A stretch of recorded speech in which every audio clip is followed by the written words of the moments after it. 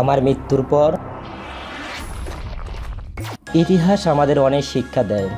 চলুন বন্ধুরা, আমরা একটা জীবনের গুরুত্বপূর্ণ শিক্ষা আজ গ্রহণ করি।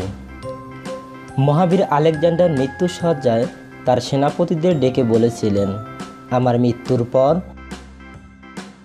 আমার 3টা ইচ্ছে তোমরা পূরণ করবে, এতে যেন কোনো ব্যাঘাত না ঘটে। আমার প্রথম ইচ্ছা, শুধু আমার চিকিৎসকেরা আমার কফিন বহন করবে। আমার দ্বিতীয় ইচ্ছা, আমার কফিন যে পথ দিয়ে গোরস্থানে নিয়ে যাওয়া হবে সেই পথে আমার কোষাগারে সংরক্ষিত সোনা, রূপা ও অন্যান্য মূল্যবান পাথর ছড়িয়ে দিবে। আমার শেষ অভিপ্রায়, কফিন বহনের সময় আমার 2 হাত কফিনের বাইরে ঝুলিয়ে রাখবে।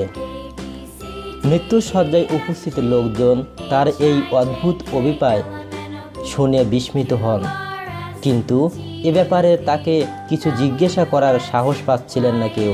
তখন তার একজন প্রিয় সেনাপতি তার হাতটা তুলে ধরে চুম্বন করে বলেন, হে মহামান্য, অবশ্যই আপনার সব অভিপ্রায় পূর্ণ করা হবে, কিন্তু আপনি কেন এই বিচিত্র অভিপ্রায় ব্যক্ত করলেন? একটা দীর্ঘশ্বাস গ্রহণ করে আলেকজান্ডার বললেন, আমি দুনিয়ার সামনে 3টা শিক্ষা রেখে যেতে চাই।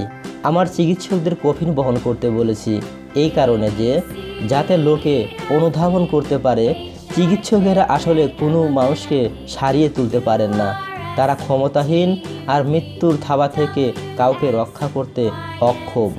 গোরস্থানের পথে সোনা দানা ছড়িয়ে রাখতে বলছি মানুষকে এটা বোঝাতে যে ওই সোনা দানার একটা কণা আমার সঙ্গে যাবে না।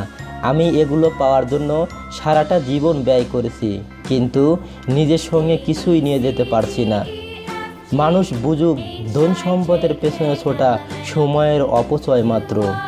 কফিনের বাইরে হাত ছড়িয়ে রাখতে বলেছি মানুষকে এটা জানাতে যে খালি হাতে আমি এই পৃথিবীতে এসেছিলাম, আবার খালি হাতেই পৃথিবী থেকে চলে যাচ্ছি। আল্লাহ আমাদের সহি বুঝ দান করার তৌফিক দান করুন। এই ভিডিওটি যদি আপনাদের বিন্দুমাত্র ভালো লাগে, দয়া করে লাইক, কমেন্ট এবং শেয়ার করতে ভুলবেন না। ধন্যবাদ এতক্ষণ আমাদের সাথে থাকার জন্য। পরবর্তী ভিডিও পেতে আমাদের চ্যানেলটি সাবস্ক্রাইব করুন।